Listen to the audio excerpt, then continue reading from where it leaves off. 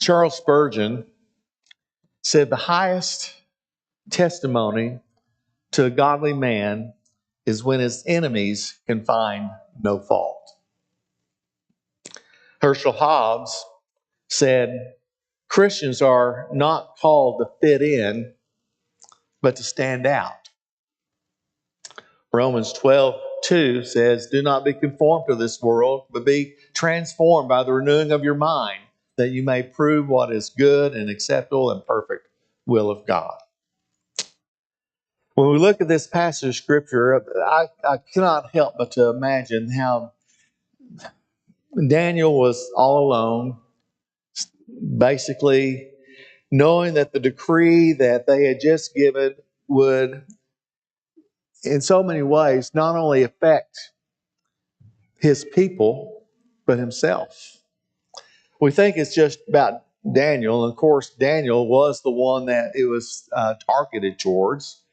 It was one that was, you might say, meant for him. And that's what we see. We look at this and we think, this is all about Daniel.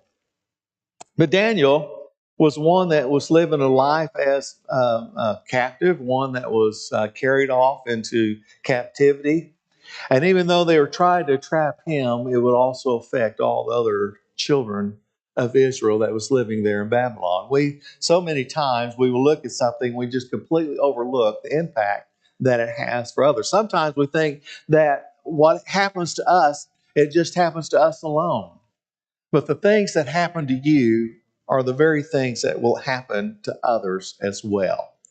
So we need to kind of back up and kind of do some math just for a moment and put things in context and see exactly what has taken place here within this passage of Scripture.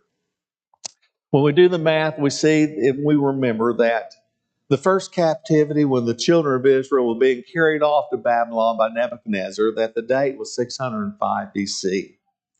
We know that when Babylon fell there to Cyrus, that it tells us that it was 539 BC.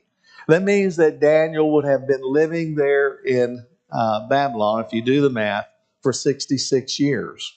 He was carried away as a young youth or as a young man, probably around 14 years old or more, which means that Daniel will be close to 80 years old when this was all taking place. Daniel had lived a life that was just one that was full of trials and tribulations, and it was still going on. These trials and they just would not let up. 80 years of his life, and it was one disaster right after the other. And you can imagine, even though he was raised, you might say, as a prince in a kingdom, he was within the palace.